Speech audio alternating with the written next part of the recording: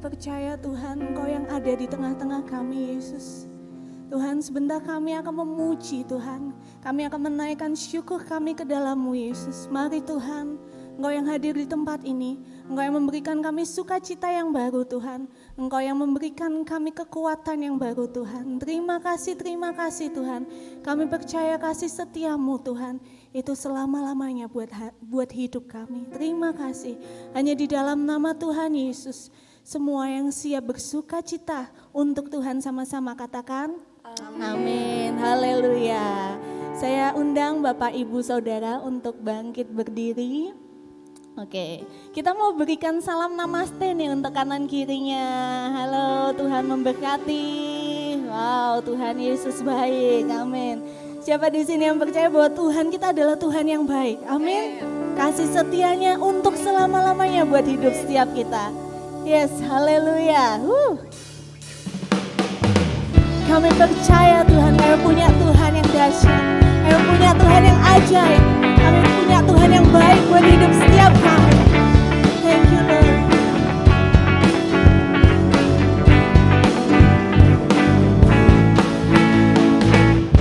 Datanglah ke bait-Nya dengan hati bersyukur, ke dalam pelataran-Nya dengan hati bersuka. Rasakan dan lihatlah betapa baiknya Tuhan bagi yang berlindung padanya.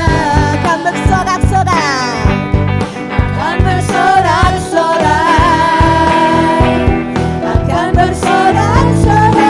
Bersyukurlah, bersyukurlah kepada Tuhan, sebab Dia baik, bahwasanya untuk selamanya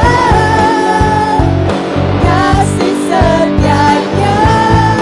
Bersyukurlah kepada Tuhan, sebab Dia baik, bahwasanya untuk selamanya kasih setianya. Haleluya, amin. Kami percaya Engkau sangat baik Tuhan. Terima kasih Yesus. Datanglah ke bait-Nya dengan hati bersyukur, ke dalam pelataran-Nya dengan hati bersuka, dengan hati bersuka. Rasakan hati dan lihatlah betapa baiknya Tuhan bagi yang berlindung padanya. Pasti akan bersorak-sorai, akan bersorak-sorai. Kami percaya Tuhan akan bersorak-sorai dan menaikkan syukur kami. Bersyukurlah kepada Tuhan, sebab Dia baik, sebab Dia baik, bahwasanya untuk selamanya kasih setianya. Bersyukurlah kepada Tuhan, sebab Dia baik, bahwasanya untuk selamanya kasih setianya. Saya mau undang Bapak Ibu untuk angkat tangannya ke atas. Bersyukurlah kepada Tuhan. Kami percaya Tuhan Kau baik Tuhan. Oleh sebab itu kami mau angkat tangan kami. Kami mau mengucap syukur Tuhan. Amin. Kasih setianya. Bersyukurlah kepada Tuhan, sebab Dia baik, bahwasanya untuk selamanya kasih setianya. Bahwasanya untuk selamanya, bahwasanya untuk selamanya, bahwasanya untuk selamanya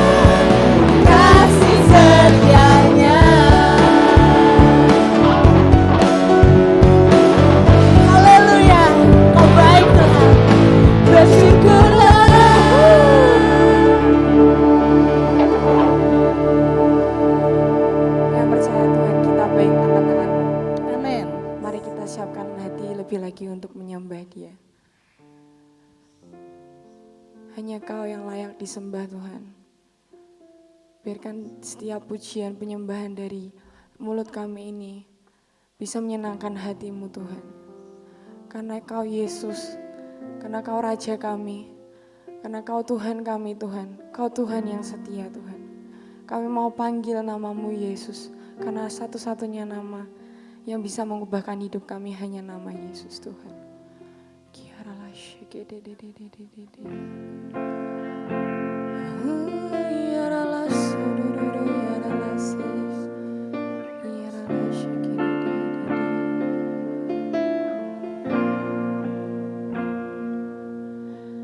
Yesus, Kau sungguh baik. Yesus, nama-Mu indah. Yesus, ku cinta Kau selalu, ku tinggikan, ku agungkan selamanya. Yesus, Kau sungguh baik.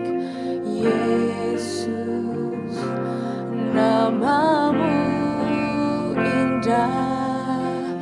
Yesus, ku cinta Kau selalu, ku tinggikan, ku agungkan selamanya. Kami mau puji Engkau, ku mau memuji-Mu, ku selalu puji-Mu, ku mau menyembah-Mu, ku selalu sembah-Mu. Kau yang layak terima semua pujian, kemuliaan hanya bagi Tuhan. Mari sama-sama katakan dari awal dengan segenap hati kita. Yesus, Kau sungguh baik. Yesus, nama-Mu indah. Yesus, ku cinta Kau selalu, ku tinggikan, ku agungkan selamanya. Ku mau memuji-Mu, ku selalu puji-Mu, ku mau menyembah-Mu, ku selalu sembah-Mu. Kau yang layak terima semua pujian, kemuliaan hanya bagi. Lebih lagi katakan, kami mau puji Engkau Tuhan, memuji-Mu, ku selalu puji-Mu, ku mau menyembah-Mu, ku selalu sembah-Mu. Kau yang layak terima semua pujian, kemuliaan hanya bagi Tuhan. Semua kemuliaan dan keagungan tertuju padamu, Tuhan dan Rajaku. Segenap jiwa dan nafasku menyembah Yesus yang hidup. Semua kemuliaan dan keagungan tertuju padamu, Tuhan dan Rajaku. Segenap jiwa dan nafasku menyembah Yesus yang hidup.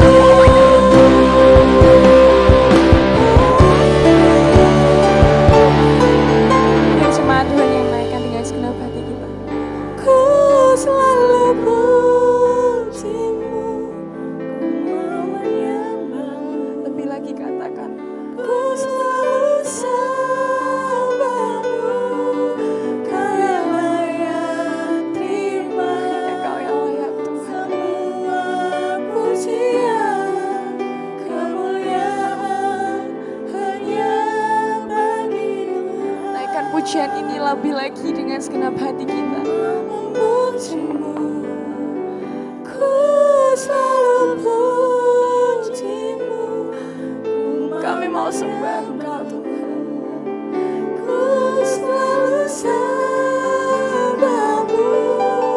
Kau yang Hanya layak Kau yang layak Tuhan. semua pujian, kemuliaan hanya bagi Tuhan. Ku mau memujimu, ku selalu pujimu, ku mau menyembahmu, ku selalu sembahmu, Kau yang layak terima semua pujian, kemuliaan hanya bagi Tuhan. Ku mau memujimu, ku selalu pujimu, ku mau menyembahmu, ku selalu sembahmu, Kau yang layak terima semua pujian, kemuliaan hanya bagi Tuhan.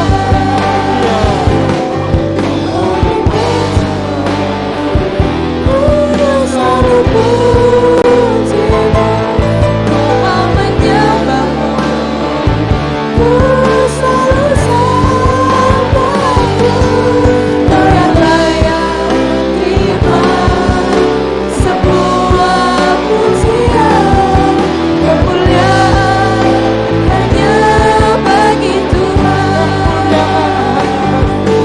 Kau yang layak terima semua pujian, kemuliaan hanya bagi Tuhan.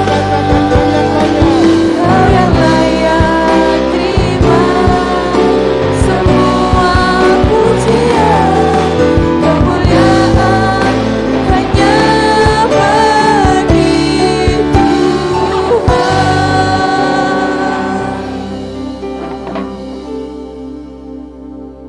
Kami mengembalikan segala puji, hormat, dan kemuliaan hanya kepadamu sendiri Tuhan. Dalam seminggu, Tuhan izinkan setiap kami melewati hari-hari yang sungguh kami bersyukur oleh karena penyertaan-Mu. Kami lebih daripada pemenang, menikmati segala berkat yang Tuhan telah sediakan. Dan kami bersyukur bukan kekuatan dan gagah manusiawi kami, melainkan hanya Engkau saja, hanya Engkau saja. Engkau yang memulai, Engkau Tuhan yang menyertai, Engkau yang memberikan ide-ide, bahkan Engkau Tuhan yang memberikan kesanggupan untuk kami mengerjakannya. Hari ini pun kami mau percaya bagian dari ciptaan-Mu untuk setiap kami boleh menikmati apa yang Tuhan sediakan bagi kami. Teristimewa perkataan firman-Mu yang segera dibagikan. Kami tahu sumbernya daripada-Mu. Menjadi makanan yang akan memuaskan hidup kami, mengenyangkan hidup kami.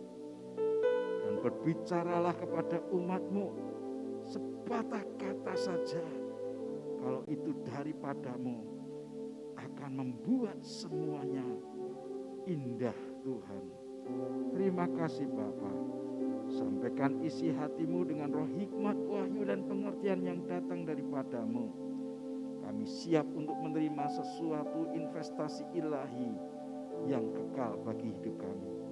Demi dan di dalam nama Tuhan Yesus, dan semua kita yang berharap kepada Bapa berkata, amin, amin, amin. Silakan saudara duduk. dalam hadirat Tuhan.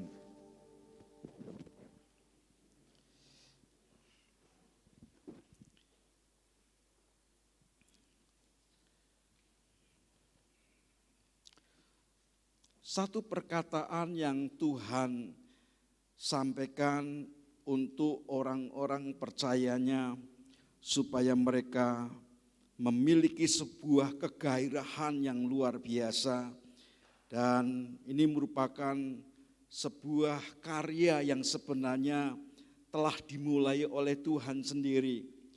Hari ini saya menyampaikan buat kita semua mengenai iman yang menyembuhkan dan menyelamatkan. Ada banyak orang yang sebenarnya merindukan untuk melakukan sesuatu perbuatan-perbuatan yang bukan hanya berdampak pada diri sendiri, melainkan juga berpengaruh buat anak cucu cicitnya. Saya percaya apa yang Tuhan telah memulai akan berpengaruh buat setiap kita dan menjadi teladan buat anak-anak kita kelak. Lihat bersama-sama dengan saya sebuah tindakan yang dikerjakan oleh seorang perwira Kapernaum yang menjadi buah bibir dari bangsa itu. Bahkan Yesus sendiri menganggap apa yang dilakukannya itu tidak pernah ditemui oleh orang-orang percaya sekalipun. Dan Tuhan begitu surprise atas perbuatan yang dilakukannya dan sungguh menyenangkan hati Tuhan. Hari ini kita akan belajar iman yang menyembuhkan dan menyelamatkan dalam kitab Injil Matius pasal yang ke-8. Saya ajak saudara sekalian memperhatikan dari ayatnya yang ke-5, Matius pasalnya yang ke-8, mulai ayat yang ke-5. Kalau Anda perhatikan di situ ada referensi ayat-ayat baik dalam Injil Lukas pasal yang ke-7 ayat yang pertama sampai dengan 10 dan Injil Yohanes pasalnya yang ke-4 ayat 46 sampai dengan 53. Saya bacakan dari Injil Matius pasalnya yang ke-8 ayatnya yang ke-5. Alkitab berkata, ketika Yesus masuk ke Kapernaum, datanglah seorang perwira mendapatkan dia dan memohon kepadanya, Tuan, hambaku terbaring di rumah karena sakit lumpuh dan ia sangat menderita. Yesus berkata kepadanya, aku akan datang menyembuhkannya. Tetapi jawab perwira itu kepadanya, Tuan, aku tidak layak menerima Tuan di dalam rumahku. Katakan saja sepatah kata, maka hambaku itu akan sembuh. Maafkan saya, ayat yang ke-9. Sebab aku sendiri seorang bawahan dan di bawahku ada pula prajurit. Jika aku berkata kepada salah seorang prajurit ini, pergi, maka ia pergi, dan kepada seorang lagi datang, maka ia datang, ataupun kepada hambaku kerjakanlah ini, maka ia akan mengerjakannya. Setelah Yesus mendengar hal itu, heranlah ia dan berkata kepada mereka yang mengikutinya, aku berkata kepadamu sesungguhnya imam sebesar ini tidak pernah aku jumpai pada seorang pun di antara orang Israel. Aku berkata kepadamu, banyak orang akan datang dari timur dan barat dan duduk makan bersama-sama dengan Abraham, Ishak dan Yakub di dalam kerajaan surga. Sedangkan anak-anak kerajaan itu akan dicampakkan ke dalam kegelapan yang paling gelap, dan di sanalah akan terdapat ratap dan kertak gigi. Lalu Yesus berkata kepada perwira itu, pulanglah dan jadilah kepadamu seperti yang engkau percayai.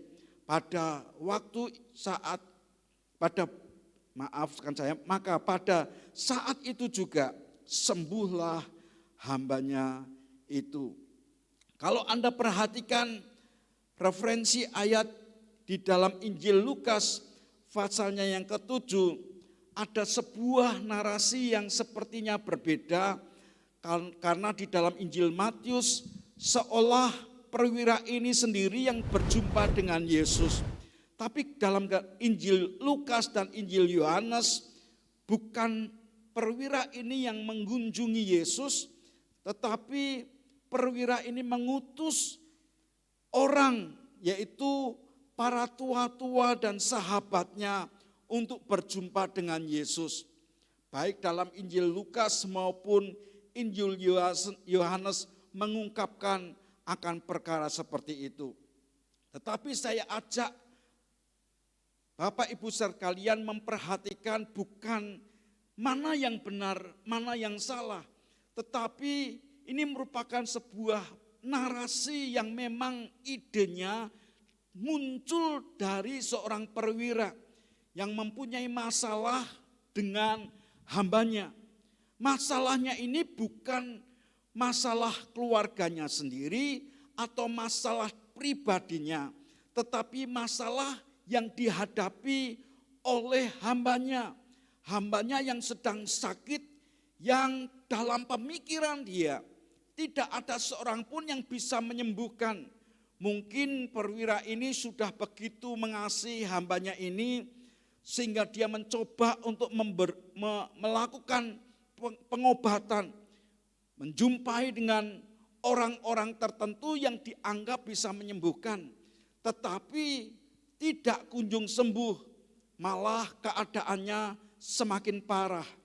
Dan tindakan yang dilakukan oleh perwira Kapernaum ini menjadi sebuah buah bibir yang sangat memberkati, bukan hanya pada masa itu, tetapi di masa kehidupan sekarang ini juga.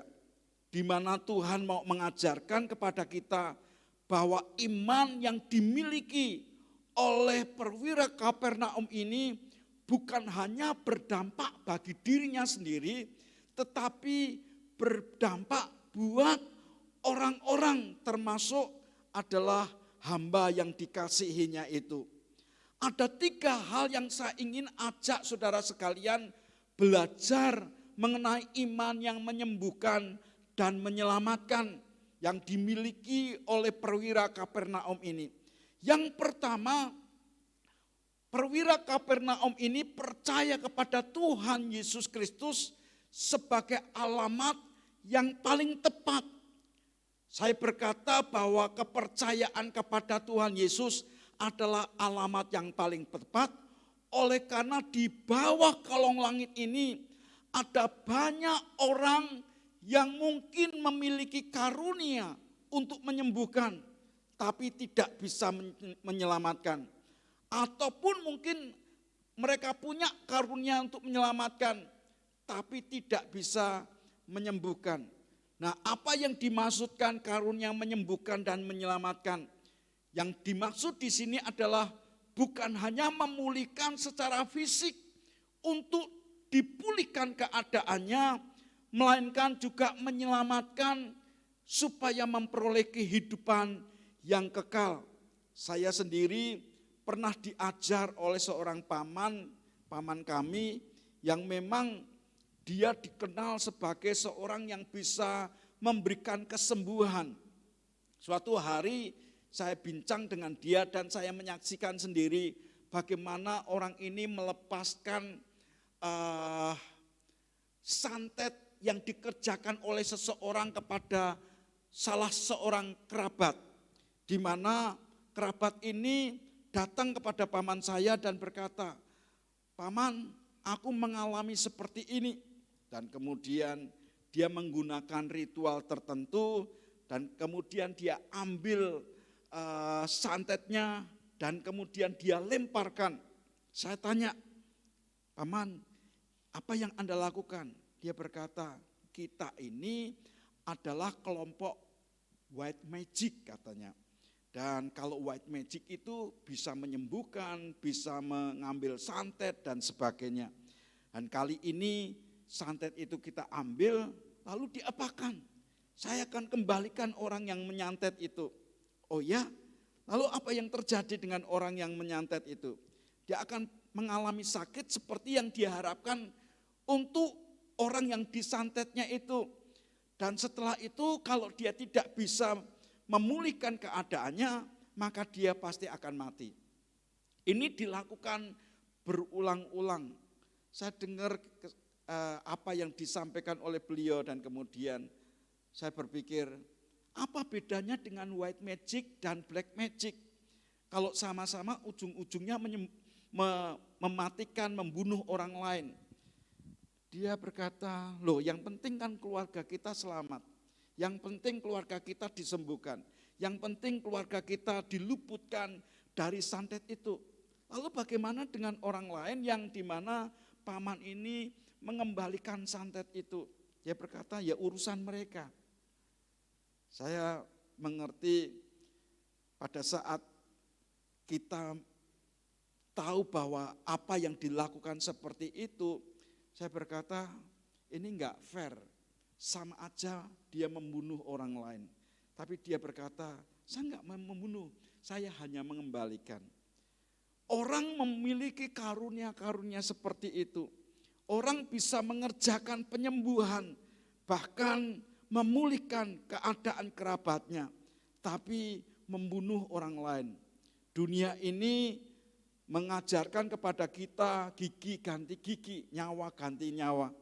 Tapi Tuhan mengajarkan kepada kita tidak seperti itu. Kalau Anda perhatikan apa yang dilakukan oleh Tuhan melalui apa yang diyakini perwira Kapernaum ini, bagaimana perwira Kapernaum ini memiliki keyakinan yang tepat di mana Tuhan sanggup menyembuhkan dan menyelamatkan. Alkitab mengajarkan kepada kita bahwa hari itu Tuhan mau datang ke rumahnya sebagaimana pengharapannya. Tapi perwira ini melihat sebuah penglihatan yang berbeda yang dimilikinya berbeda dengan orang-orang kebanyakan. Kalau Anda perhatikan dengan serius di dalam Matius pasalnya yang ke-8, ayatnya yang ke-6 sampai dengan ayatnya yang ke-7, tatkala dia berkata bahwa hambaku ini terbaring sakit, dan Yesus berkata di dalam ayat yang ke-7, dia berkata, aku akan datang menyembuhkannya. Kebanyakan kita tatkala kita mendengar Tuhan Yesus akan datang ke rumah kita, hati kita akan bersuka cita. Hati kita akan bergembira. Hati kita akan berkata, yes, aku akan menerima dan akan lakukan yang terbaik. Tetapi perwira ini melihat akan keadaannya sendiri.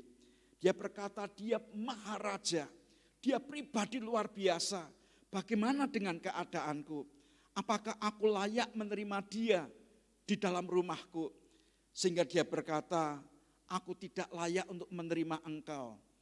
Dan dia berkata, perkataanmu itu memiliki kuasa yang sama dengan kehadiranmu. Perkataanmu itu memiliki otoritas yang sama dengan kehadiranmu. Dia menerapkan pernyataannya.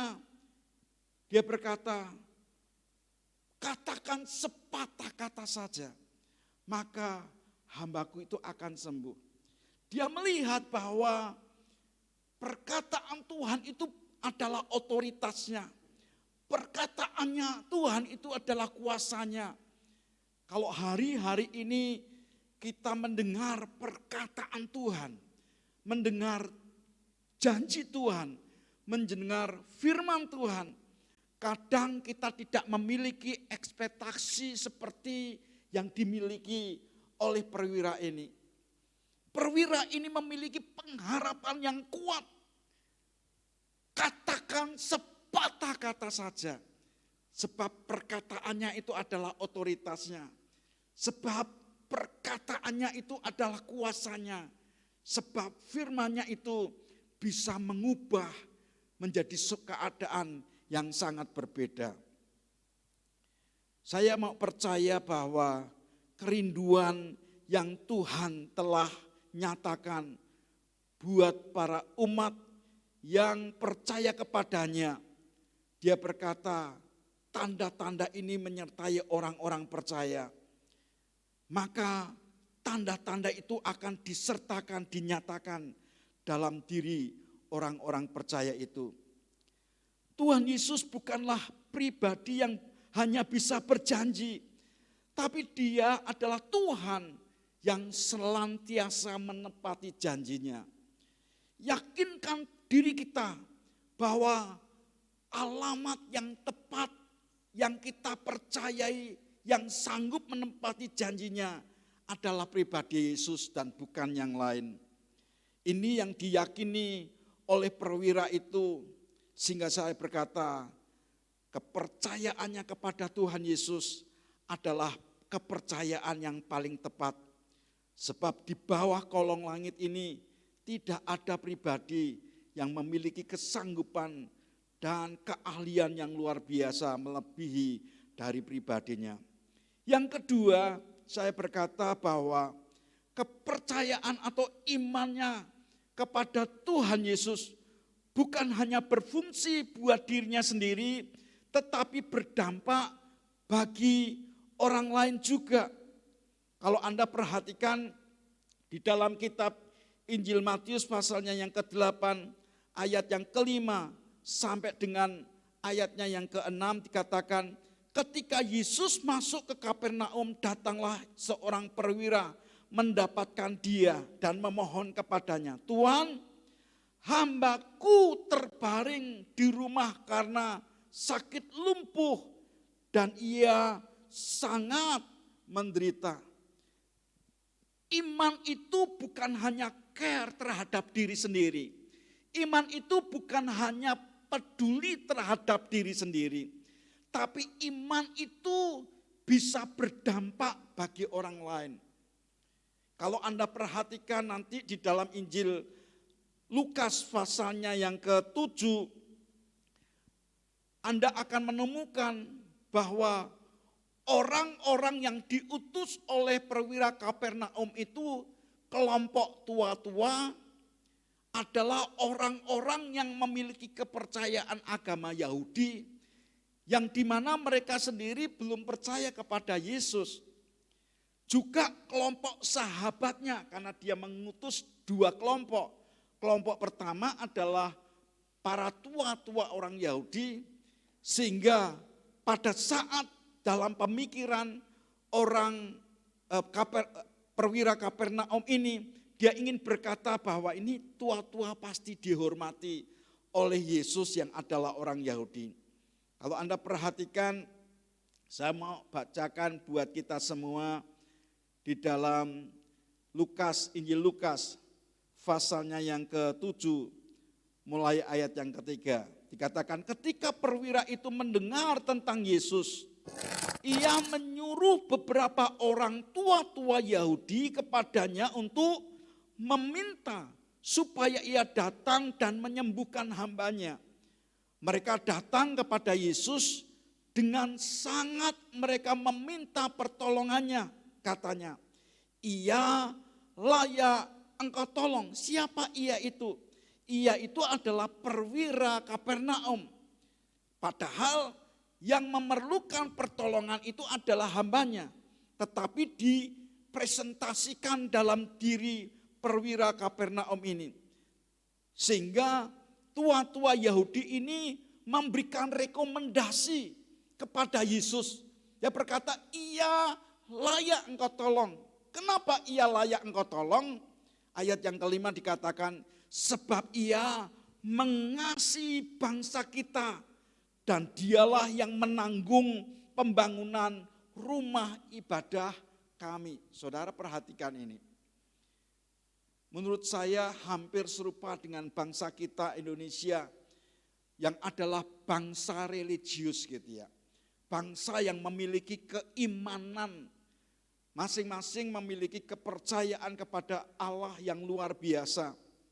Dan di mana Tuhan ingin setiap umatnya itu memiliki hati yang gentar, yang takut akan Tuhan. sebagaimana yang dilakukan oleh para tua ini, yang pada saat ada seseorang memiliki inisiatif untuk membantu pembangunan rumah ibadah, dia menyebut bahwa ini orang luar biasa baiknya. Perbuatan baik itu yang kemudian diarahkan kepada Tuhan menjadi sebuah rekomendasi yang kuat untuk menyampaikan isi hati orang ini kepada Allah. Saya percaya iman yang seperti inilah yang sebenarnya dirindukan oleh Tuhan. Iman yang bukan hanya bagi dirinya sendiri, tapi iman yang berdampak buat orang lain. Dan disitulah menjadi pembelajaran buat kita. Kalau kita hanya beriman bagi diri kita sendiri, apa fungsinya? Tuhan mau supaya setiap kita memiliki keimanan, kepercayaan yang berdampak buat suami, buat istri, buat pekerja, buat sahabat, buat teman, buat orang tua kita, bahkan buat bangsa kita. Dalam perjanjian baru, Naaman yang pulang sebagai seorang perwira dari kerajaan Aram, dia berperang dengan Israel dan membawa jarahan. Salah satunya adalah seorang gadis. Hari itu Naaman ditemukan sebagai orang yang pesakitan sebenarnya. Tapi rasa respeknya terhadap pemimpinnya, maka Naaman ini lakukan apapun juga. Di dalam 2 Raja-Raja pasal yang kelima, kalau Anda perhatikan, orang ini selalu berhasil karena disertai oleh Tuhan. Dan hari itu dia membawa seorang gadis dari Israel, dan ternyata seorang gadis ini berdampak buat 2 negara yang sedang berperang. Keadaan Naaman yang sakit, dan gadis ini berkata seandainya Naaman ini dibawa ke nabi yang ada di Samaria itu, maka dia akan mengalami kesembuhan. Sebuah iman yang diketahui, yang dikenal, yang diperkenalkan oleh orang tuanya mungkin sejak kecil, mempengaruhi roh, jiwa, dan tubuhnya, dan bahkan dia bisa berani berkata kalau orang ini dibawa ke Samaria, orang ini pasti mengalami kesembuhan. Saya percaya itu juga yang Tuhan ingin ajarkan buat kita semua. Imanmu bukan hanya menciptakan keharmonisan dalam keluargamu, tetapi dia akan berpengaruh dalam hubungan bilateral dengan tetangga kiri kanan, dan bahkan berdampak buat bangsa yang sedang mengalami pertikaian sekalipun. Inilah yang Tuhan ingin ajarkan, di mana Anda dan saya yang telah diberikan kuasa, dipilih oleh Tuhan untuk memiliki keimanan kepadanya. Jangan berpikir bahwa iman yang ada padamu itu adalah hanya milik kepunyaanmu sendiri. Sebab sesungguhnya dia berikan imannya kepada kita yang akan berdampak bukan hanya bagi pribadi kita sendiri, melainkan dalam hubungan kita dengan saudara-saudara yang lain. Yang ketiga, saya pelajari dari apa yang dihidupi oleh perwira Kapernaum ini. Selain iman yang alamatnya tertuju kepada Tuhan Yesus, tapi juga iman yang berpengaruh bukan hanya bagi dirinya sendiri, melainkan berdampak bagi orang lain. Yang ketiga, imannya atau kepercayaannya itu berlaku dalam kehidupan keseharian. Karena Alkitab mengajarkan kepada kita di dalam kitab Yakobus pasalnya yang kedua ayat yang ke-18, sampai dengan ayat yang ke-20 berkata, tetapi mungkin ada orang berkata kepadamu ada iman dan kepadaku ada perbuatan. Aku akan menjawab dia, tunjukkanlah kepadaku imanmu itu tanpa perbuatan. Dan aku akan menunjukkan kepadamu imanku dari perbuatan-perbuatanku. Engkau percaya bahwa hanya ada satu Allah saja, itu baik. Tetapi setan-setan pun juga percaya akan hal itu dan mereka gemetar. Hai manusia yang bebal, maukah engkau mengakui sekarang bahwa iman tanpa perbuatan adalah iman yang kosong? Yesus menunjukkan kepada kita dalam kisah ini di mana perwira ini menunjukkan imannya dengan perbuatannya. Iman yang dilakukan, dia berkata, katakan sepatah kata saja. Dia bisa datang kepada Yesus dengan seorang diri, dengan dirinya sendiri. Atau dia bisa berkata kepada hambanya yang mengalami masalah, hei hambaku, kamu bisa pergi kepada Yesus. Yang saya dengar dia bisa melakukan pemulihan, kesembuhan, penyakit apapun juga. Atau dia bisa perintahkan kepada hamba yang lain, hei hamba tolong temanmu ini bawa kepada Yesus, maka Yesus akan menyembuhkannya. Bisa saja dia melakukannya. Tapi dia memilih sebuah tindakan. Ada sebuah, kalau boleh saya katakan itu transfer iman. Memindahkan iman kepada orang lain.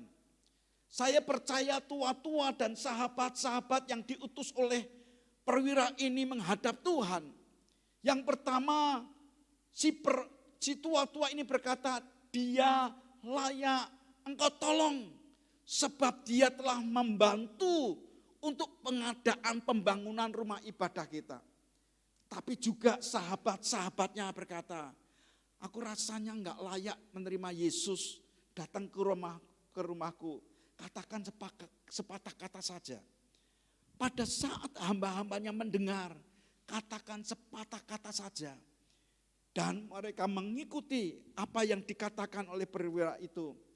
Maka sesungguhnya iman itu sudah bergulir.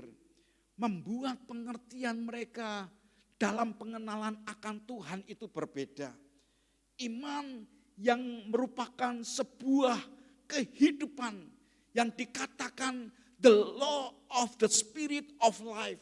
Itu adalah hukum roh dan kehidupan yang akan bisa berpengaruh kepada orang lain. Kalau Anda perhatikan, tatkala perwira itu memperkatakan kepada sahabat-sahabatnya dan berkata, sampaikan kepada Yesus, aku tidak layak untuk menerima dia ke rumahku. Katakan sepatah kata saja, maka hambaku itu akan sembuh. Saudara, saya yakin ini message yang sebenarnya Tuhan rindu untuk setiap kita. Sehingga Yesus sendiri mengagumi akan iman yang seperti itu. Dalam Injil Lukas pasalnya yang ke-9, saya bacakan buat saudara. Setelah Yesus mendengar perkataannya itu, ia heran akan dia. Dan sambil berpaling kepada orang banyak yang mengikuti dia, ia berkata, aku berkata kepadamu, iman sebesar ini tidak pernah aku jumpai sekalipun di antara orang Israel. Iman yang percaya akan kuasa perkataan. Iman yang percaya akan kuasa firman. Iman yang yakin benar perkataan itu bisa menjadi wakil pribadinya. Hari ini saya berharap setiap kita memiliki pengharapan yang sama. Tatkala Anda diberikan kesempatan untuk mengerti isi hati Tuhan, untuk mengerti akan perkataan-perkataan Tuhan. Konsep itu sebenarnya adalah sesuatu yang bisa kita rasakan dalam keseharian kita. Sebab sesungguhnya iman yang diharapkan oleh Tuhan adalah iman kepercayaan yang berlaku dalam kehidupan keseharian kita. Apa yang Anda rasakan hari ini, apa yang menjadi masalahmu hari ini, hari itu juga Tuhan ingin menunjukkan pertolongannya. Tuhan ingin menunjukkan perbuatan-perbuatannya. Dia ingin berkata, tanda-tanda ini menyertai engkau, menyertai orang-orang percaya. Mungkin Anda punya masalah dengan istri atau suami, mungkin Anda punya masalah dengan anak-anak, mungkin Anda punya masalah dengan tetangga kiri kanan, mungkin Anda punya masalah dengan apapun juga, dengan ekonomimu.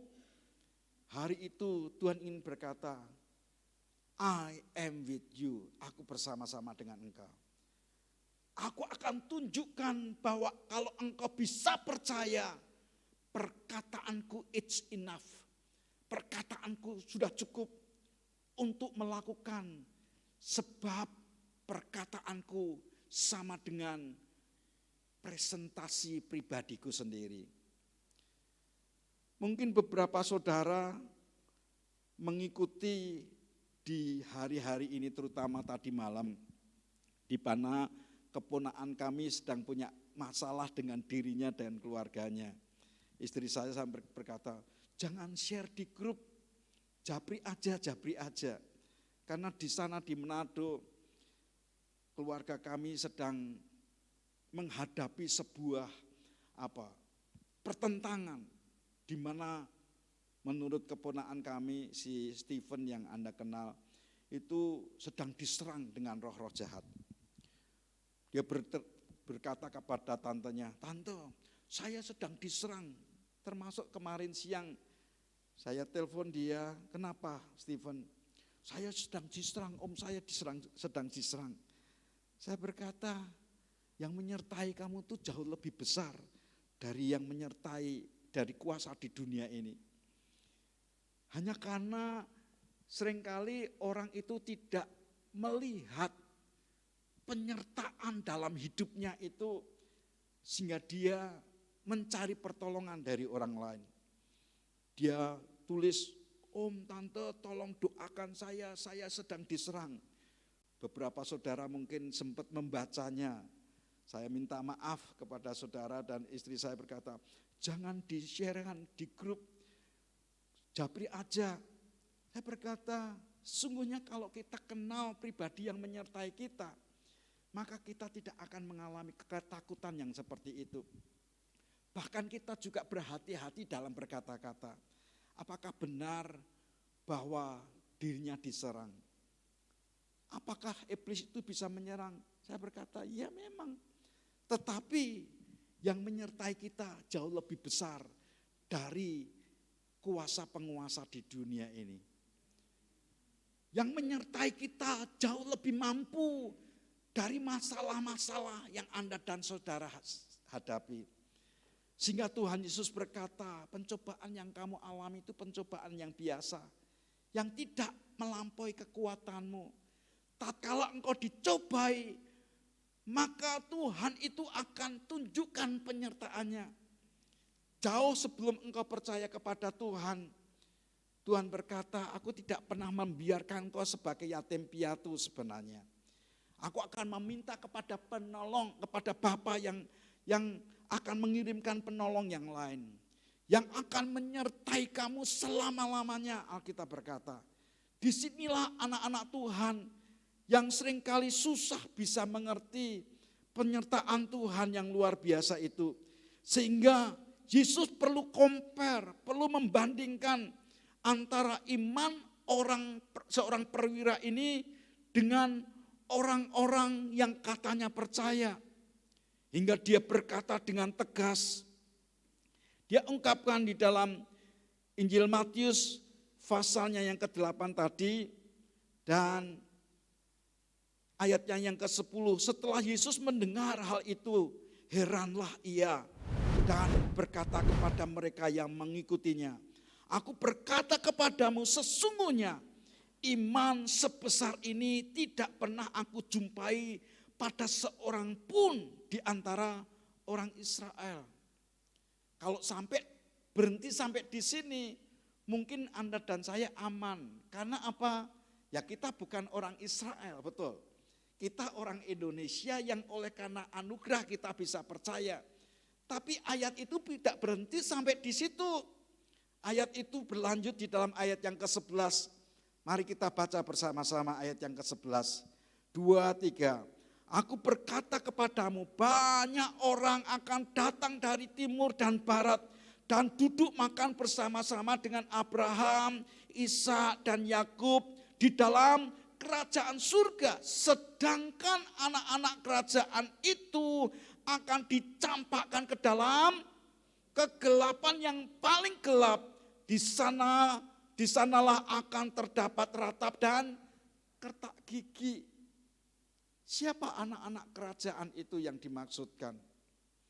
Anda boleh berkata itu kan ditujukan kepada orang-orang Israel. Alhamdulillah kalau hanya berhenti buat orang-orang Israel, saudara.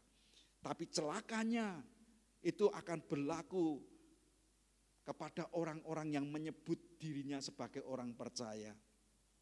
Sehingga Anda dan saya mungkin terlibat di situ. Kalau kita tidak memiliki iman seperti seorang perwira itu. Sehingga ini menjadi sebuah pembelajaran. Suatu tempat yang disediakan yang penuh dengan ratap tangis dan kertak gigi. Keadaannya jangan dibayangkan nanti malah impen-impenan, saudara. Tapi keadaannya seperti itu. Tuhan mau ingatkan kepada setiap kita supaya kita ini mengerti bahwa ada sebuah dampak tatkala Anda memiliki iman yang tidak pas. Sehingga ini menjadi sebuah pembelajaran. Yakobus berkata, ada orang yang berkata, aku punya iman, tidak perlu ditunjukkan dengan perbuatan. Tapi aku akan tunjukkan kepadamu imanku dengan perbuatan-perbuatanku. Karena perbuatan-perbuatan itu mengekspresikan iman. Sehingga ada seorang hamba Tuhan berkata, ada 3 surprise nanti di surga. Surprise yang pertama adalah tatkala Anda melihat ada orang yang begitu jahat, Anda berpikir dia pasti jadi intipe neraka, enggak mungkin masuk ke surga. Enggak mungkin dia, jangankan ngambah tanahnya surga, jahatnya kayak ngono kok. Tapi pada saat Tuhan izinkan Anda dan saya masuk ke surga, orang yang pertama kali menjadi doorkeeper mungkin dia. Dan Anda berkata, nah ini kan orang jahat itu. Yang aku pikir dia adalah orang yang bakal jadi intipe neraka. Kok malah di surga dan dipercaya menjadi doorkeeper dalam kerajaan surga. Surprise yang pertama. Surprise yang kedua adalah tatkala Anda berpikir, wah ini orang rajin ke gereja, di MPP ada, di persekutuan di mana-mana selalu kita ketemu, orang ini pasti masuk surga. Pada saat Anda diizinkan Tuhan pulang ke surga, mungkin pengharapan pertama adalah Anda pengen ketemu dengan si dia yang sudah mendahului kita. Begitu Anda cari orang itu di surga, Anda pikir bahwa dia adalah salah satu pejabat tertentu di dalam kerajaan surga. Ternyata nama itu tidak tertulis dalam kerajaan surga.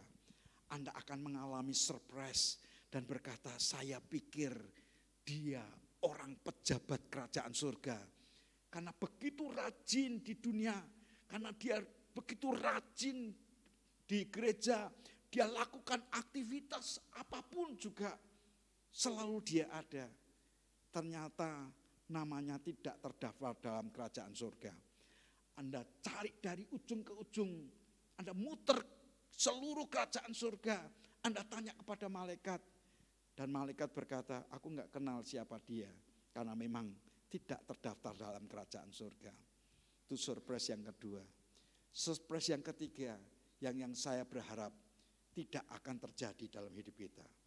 Anda berpikir Anda pasti masuk surga.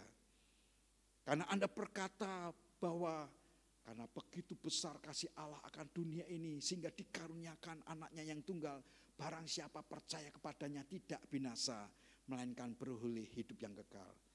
Tatkala Anda menyampaikan bahwa aku orang percaya, pasti saya akan masuk dalam kerajaan surga. Berlaku dalam Matius pasal yang ke-7 ayat yang ke-21 dikatakan, bukan orang yang menyebut Tuhan, Tuhan, orang itu akan diselamatkan. Anda pergi dan kemudian Anda berpikir pasti dibawa malaikat ke surga. Ternyata masuk ke dalam neraka. Anda berkata, loh, aku sudah berbuat ini, berbuat itu, mengerjakan ini, mengerjakan itu. Kok tidak masuk ke dalam kerajaan surga? Mungkin Anda adalah orang yang memang menyedihkan hati Tuhan. Karena iman, kepercayaan yang Anda dan saya miliki tidak diekspresikan dalam perbuatan-perbuatan. Untuk berdampak buat orang lain boro-boro, berdampak bagi dirinya sendiri aja tidak. Karena iman yang Anda dan saya miliki tidak mengubah sikap kehidupan kita. Kita mengerti iman itu mengalami pertumbuhan dan pertumbuhan dalam kedewasaan. Iman itu akan menghasilkan buah-buah. Ada buah-buah kasih, ada buah-buah kebaikan, ada buah-buah yang bisa dirasakan oleh orang-orang sekitar kita. Dan buah itu tidak ditemukan dalam kehidupan kita. Sehingga Tuhan berkata, engkau tidak layak masuk dalam kerajaan surga. Suatu hari saya ikut training salah satu penginjilan. Dalam penginjilan itu ada 2 pertanyaan. Tuhan seolah berkata, aku yang akan menjemput di dalam gerbangku. Anda gedor pintu gerbang. Lalu dia bertanya, apa alasanmu untuk aku mengizinkan masuk ke surgaku? Apakah aku pengen tahu alasanmu kenapa aku mengizinkan engkau masuk ke dalam surgaku? Mungkin Anda berkata, Tuhan aku sudah percaya kepadamu. Tuhan aku sudah melakukan ini itu masuk dalam kerajaanmu. Tuhan berkata, ini bukan kerajaanmu, ini kerajaanku. Ini bukan surgamu, ini adalah surgaku. Katakan kepadaku, alasan apa yang dimana aku mengizinkan kamu masuk dalam surgaku? Pertanyaan yang pertama itu. Pertanyaan yang kedua adalah, kalau engkau bisa menyebutkan alasan itu, maka engkau bisa menunjukkan akan hal-hal yang bisa aku lakukan buat engkau masuk dalam surgaku. Kira-kira seperti itu. Hari ini Tuhan ingin menunjukkan kepada kita mengenai perwira Kapernaum yang ingin diekspos oleh Tuhan untuk kita belajar. Iman yang berdampak bukan hanya bagi dirinya sendiri, tapi bisa berdampak buat orang-orang yang sekitarnya dan menjadi berkat bagi banyak orang. Iman yang bukan hanya disimpan, tapi iman yang diekspresikan, yang ditunjukkan kepada orang lain. Bukan pamer, tapi langkah-langkah kehidupan sehari-hari yang menunjukkan buah yang menghasilkan dan menyenangkan hati Tuhan. Tutup Alkitab kita dan kita akan berdoa bersama-sama. Mari kita bangkit berdiri. Ada satu lagu yang saya sudah share di grup, saya enggak tahu apakah saudara mengikutinya. Lagu itu berkata, kalau ku cari damai, hanya ku dapat dalam Yesus. Kalau ku cari kesenangan, hanya ku temui di dalam Yesus. Mari kita bangkit berdiri bersama-sama. Kita deklarasikan perkataan iman ini bahwa kita hanya bisa mendapatkannya hanya di dalam Yesus Kristus Tuhan kita.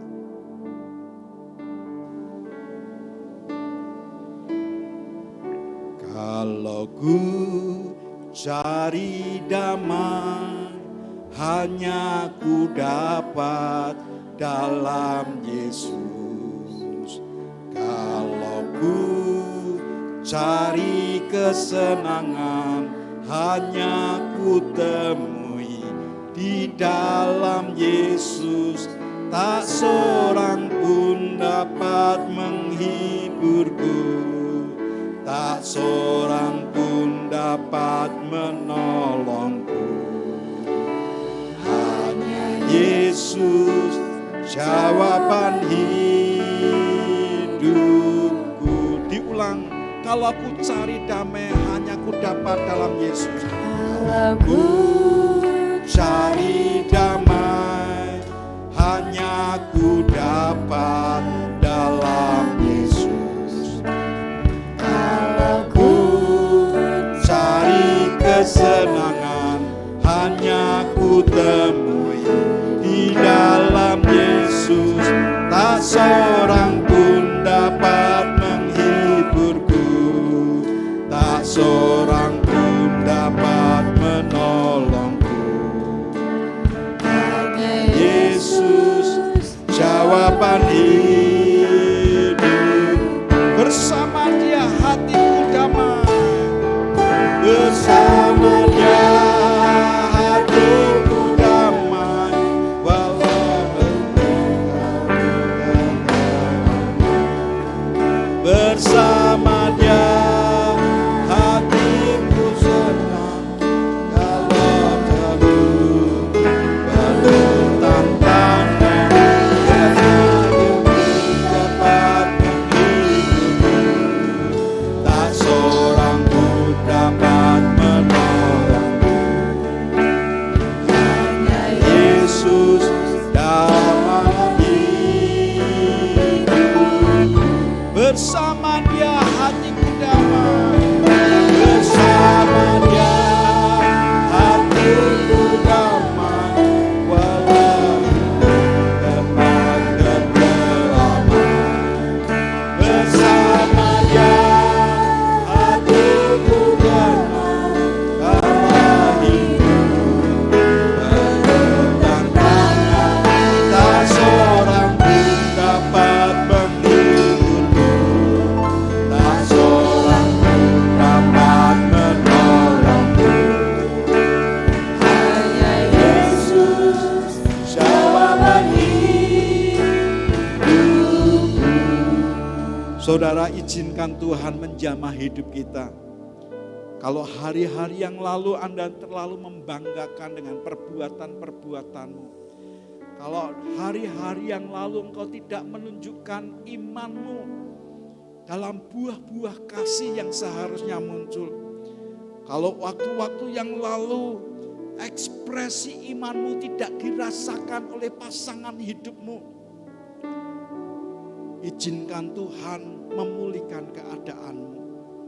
Bahkan mungkin Anda sedang menghadapi masalah di mana kekasihmu, saudaramu, sahabatmu sedang mengalami sakit, sedang mengalami kebutuhan untuk pemulihan dalam keluarga mereka. Imanmu bisa menyelamatkan dan memberikan pertolongan bagi mereka. Engkau ya Tuhan yang telah mengajarkan kepada kami iman yang bisa diekspresikan, iman yang memberikan pengharapan, iman yang bisa berdampak buat orang lain. Kami mempercayai Engkau Yesus yang menjadi jalan keluar dalam permasalahan hidup kami. Bukan hanya bagi kami sendiri, tapi buat saudara-saudara kami. Kalau Anda percaya bahwa Tuhan ingin supaya Anda menjadi saluran berkat melalui imanmu, Karena pergumulanmu yang khusus hari ini, Anda boleh angkat tangan di hadapan Tuhan.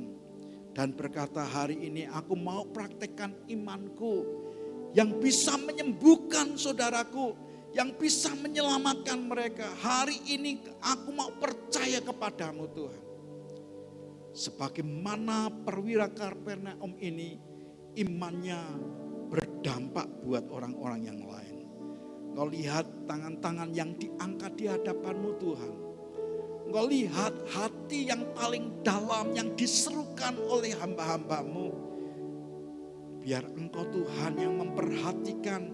Sebab kami percaya iman yang seperti itulah menjadi magnet untuk menarik kakimu melangkahkan menuju kepada kerinduannya. Dan biar itu terjadi pada kehidupannya sebagai orang yang percaya kepadamu. Tanda-tanda ini menyertai.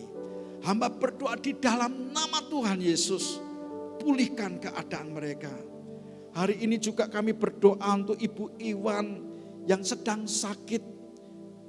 Kami bawa di hadapanmu, kalau Engkau mengajarkan kepada kami bahwa iman kami bisa berdampak buat orang lain. Hari ini kami berdoa buat Ibu Iwan. Engkau ulurkan tanganmu dan pulihkan keadaannya dalam nama Tuhan Yesus. Bahkan saudara-saudara kami yang hari ini tidak kami sebutkan, tapi Engkau Tuhan melihat akan keadaan mereka. Biarlah Engkau Tuhan yang mengulurkan tanganmu dan menyembuhkan anak-anakmu ini. Buat kami memiliki iman yang percaya kepadamu Tuhan. Terima kasih Bapa. Sebentar kami juga akan mengembalikan ekspresi iman kami dalam perbuatan dan mengembalikan harta yang Tuhan telah percayakan. Perpuluhan kami, janji iman kami, nasar kami. Engkau berbicara kepada anak-anakmu. Tatkala dalam iman kami mengerjakan, dalam ketaatan kami ekspresikan, maka itu akan menyukakan isi hatimu. Terima kasih Bapa, demi dan di dalam nama Tuhan Yesus, dan semua kita yang mau taat kepada Bapa berkata, amin. Silakan saudara duduk, ada pengumuman yang akan disampaikan lewat video dan kita memperhatikannya.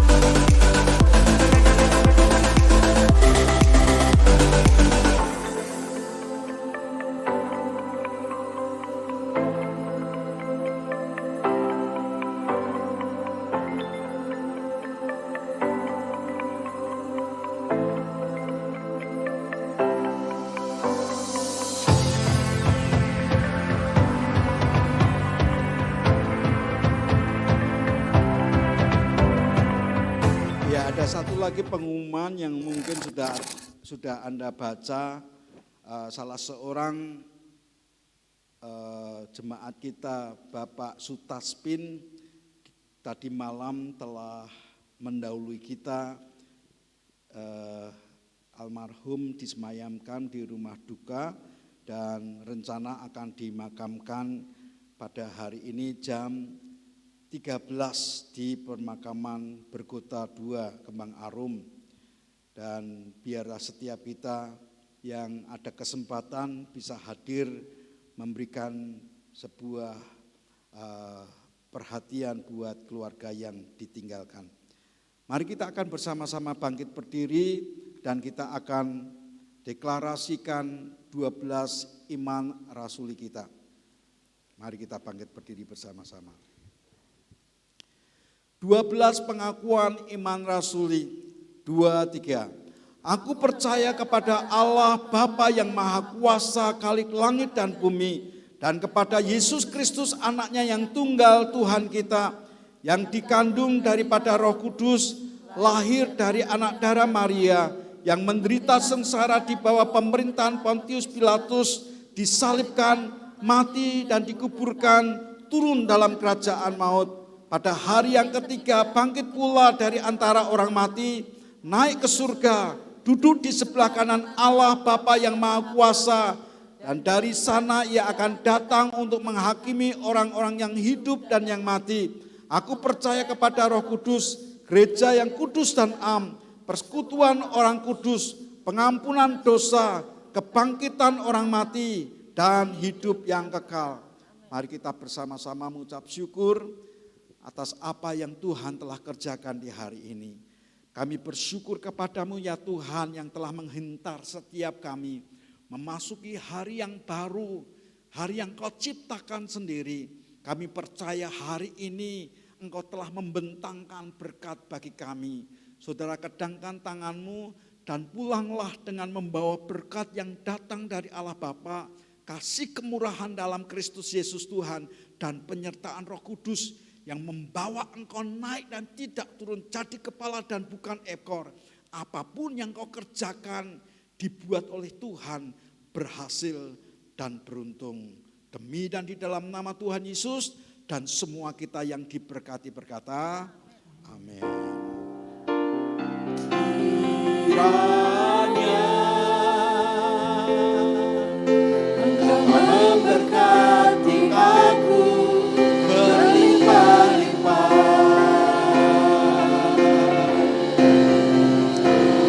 dan